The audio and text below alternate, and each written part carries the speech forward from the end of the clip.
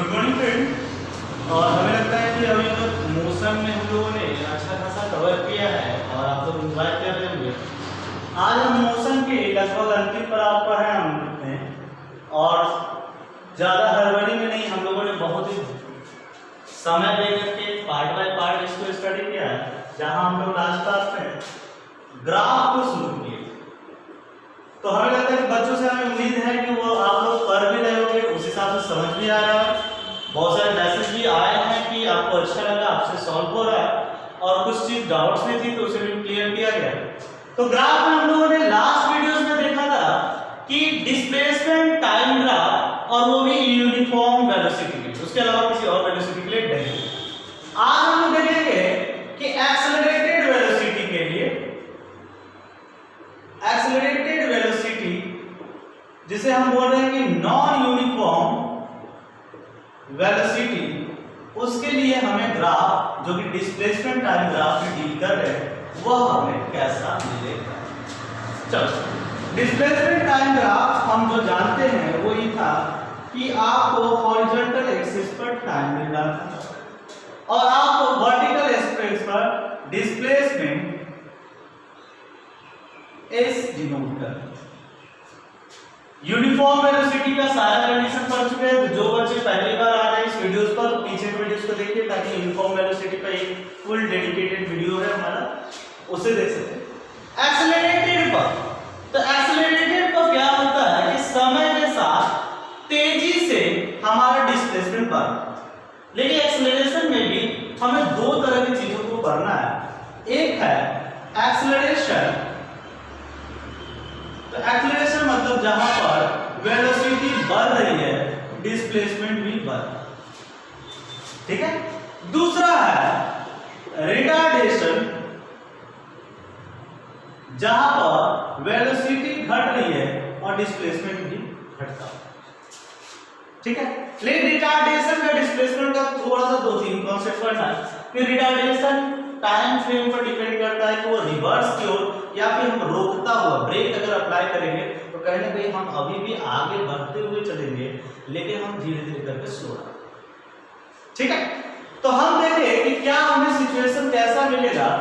अगर एक्सेलरेटेड है तो हम कहते हैं कि हमें कर्व कुछ इस तरह से मिलेगा, हमारा जो ग्राफिकल कर्व है कुछ इस तरह से मिलेगा, मतलब कि स्ट्रेट लाइन नहीं होगा, एक बेल शेप का होगा। बेल शेप का जो हाफ शेप, आप रिंग बेल देखते हो तो रिंग बेल हमारा या फिर यू टाइप का ट्यूब जो है उसके ये हाफ पार्ट को बोल रहे, उस तरह की आपको ग्राफ मिले। अगर कोई बोलता है कि सर इस ग्राफ को हम कैसे काम करेंगे, कि किसी टाइम पर हमसे पूछ दिया जाए कि इस टाइम पर यहाँ पर वेलोसिटी क्या होगी तो कैसे निकाला जाए,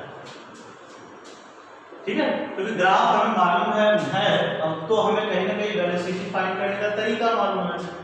क्योंकि स्ट्रेट लाइन था तो हम लोगों ने बोला था कि स्लोप निकाल देंगे और स्लोप हमें दे देगा कि यहाँ पर क्या वेलोसिटी हो रही है।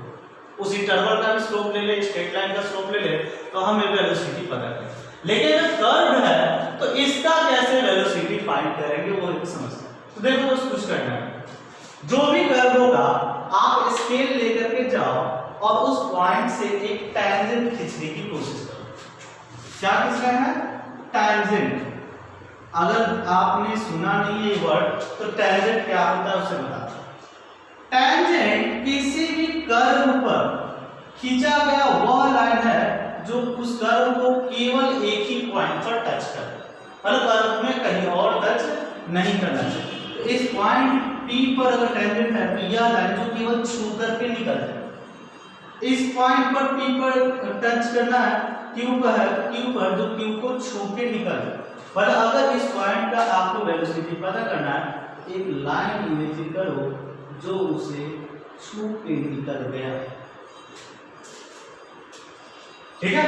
और उस छू के निकल गए लाइन के लिए जो आपको स्लोप मिलेगा, जो कि लास्ट क्लास में यूनिफॉर्म वेलोसिटी के केस में हम लोग स्लोप फाइंड करते थे, और यही स्लोप आपको इस केस में वेलोसिटी, मतलब आपको हर पॉइंट पर वेलोसिटी का क्या वैल्यू है उसके लिए टैंजेंट बनाते जाओ, और जो स्ट्रेट लाइन बढ़े उस वर्चुअल स्ट्रेट लाइन का स्लोप फाइंड कर दो, वही आपको देगा वेलोसिटी एट दैट पॉइंट। ठीक है, तो ये एक्सीलरेशन की हमारा जो ग्राफ है जो इस तरह से देखते हुए मिलेगा, जिसमें हम एक्सीलरेट होते हुए डिस्प्लेसमेंट को ऊपर की ओर लेकर के जाएंगे और कर्व कुछ उस तरह से दिखेगा। अगर हम देखें कि रिटार्डेशन हो, बॉडी अगर डिक्रीज कर रही है मोशन को, तब कैसे एक्सीलरेशन दिखेगा। अभी कर्व हमारा किस तरह से दिखने जा रहा है, तो कर्व का नेचर जब हम रिटार्डेशन हो तो हमें कर्व कुछ इस तरह के, ठीक है ना। तो कर्व के नेचर वाले अपने पॉइंट्स को क्लियर रखिएगा कि कर्व जब अगर एक्सीलरेट कर रहा है तो इस तरह से दिख रहा है, और अगर डिसेलरेट कर रहा है तो आपको इस तरह का कर्व या एक्सीलरेशन दिखेगा। दूसरी चीज है क्या कि इस कर्व में भी एक कमी है जिसे हम डिस्कस कर रहे हैं। इस कर्व को स्कीमेटिकली बना गया है, लेकिन इसकी जो एग्जैक्ट जो लोकेशन है, अगर आप बोलना चाहें कि प्रैक्टिकली कैसा दिखे, तो प्रैक्टिकली ये कर्व आपको इस टी यह कर्व प्रैक्टिकली इस तरह से दिखे। ठीक है, तो एक करेक्ट अगर कर्व के रिस्पांस को देखना चाहे तो अगर एक्सेलरेशन पॉजिटिव है तो कर्व आपको उस तरह से अपवर्ड होता हुआ दिख रहा है, और एक्सेलरेशन अगर नेगेटिव है तो डाउनवर्ड आपको दिख रहा है।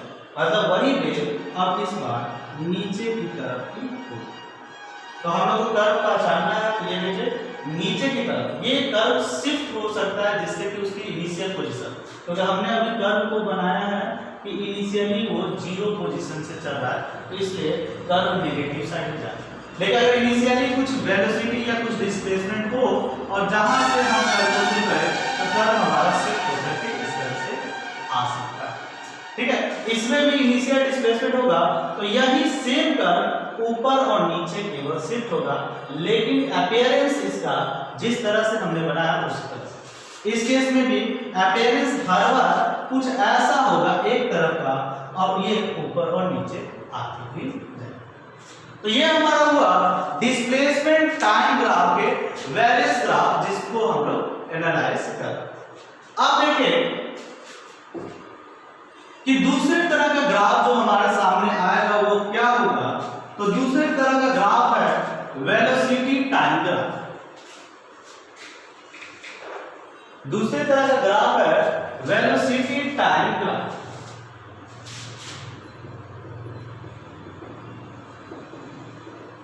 वेलोसिटी टाइम ग्राफ, और इस ग्राफ को समझ लें कि क्या हो रहा है इस ग्राफ। इस ग्राफ में हमें हॉरिजॉन्टल एक्सिस पर टाइम, वर्टिकल एक्सिस पर वेलोसिटी को एनालाइज करने के लिए दिया जाए। चलिए, कंडीशन यही कि अगर हमारा यूनिफॉर्म एक्सीलरेशन में काम कर रहा है, ठीक है, यूनिफॉर्म एक्सीलरेशन मतलब एक फिक्स एक्सीलरेशन के साथ हम काम कर रहे हैं, तो हमारा वेलोसिटी टाइम ग्राफ में इंक्रीमेंट के लिए मतलब पॉजिटिव एक्सीलरेशन के लिए हमें स्ट्रेट लाइन मिलेगा, जैसा कि हमने डिस्प्लेसमेंट टाइम ग्राफ में सीखा था कि यहाँ पर पॉजिटिव वेलोसिटी मिलता है तो नीचे से ऊपर या बढ़ता हुआ स्ट्रेट लाइन मिलेगा। अगर हमें घटता हुआ एक्सीलरेशन हो या फिर नेगेटिव एक्सीलरेशन हो तो उसके लिए हमें यह डाउनवर्ड कर्व मिलेगा, जिसे हम बोल रहे हैं नेगेटिव एक्सीलरेशन। ठीक है, और अगर हमारे पास सिचुएशन कुछ ऐसी हो कि टाइम के लिए वेलोसिटी में कोई एक्सीलरेशन नहीं रन कर रहा, तो यहां पर यह नो एक्सीलरेशन के लिए स्टेट कर्व को पूरी तरह से पहचानिए। अगर एक्सीलरेशन है यूनिफॉर्म एक्सीलरेशन तो वो नीचे से ऊपर बढ़ता हुआ मिलेगा, और अगर डिसेलरेशन है तो वो घटता हुआ नेगेटिव एक्सीलरेशन कर्व, और अगर यूनिफॉर्म एक्सीलरेशन है नो एक्सीलरेशन है तो आपको केवल straight line parallel to the time axis ये मिलने चाहिए। ठीक है, तो ग्राफ से रिलेटेड प्रॉब्लम्स को जो भी बच्चे अटेम्प्ट ले रहे हैं उनको बता दें कि आप इस केस में इस तरह से वे ग्राफ को स्टडी कर सकते हैं।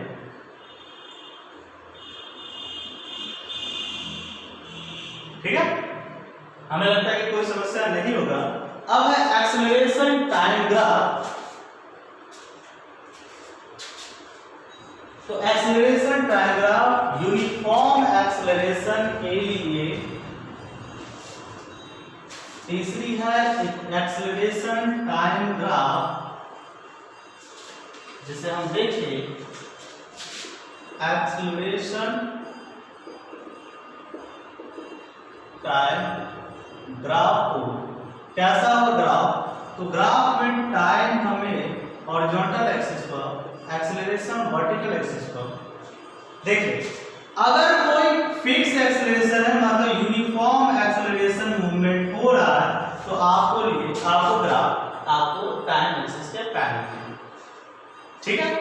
दूसरी चीज, अगर आप एक्सेलरेशन 0 है तो आपको ग्राफ की रीडिंग कुछ भी नहीं मिलने वाली है, क्योंकि एक्सेलरेशन नॉट एक्टिव, ठीक है।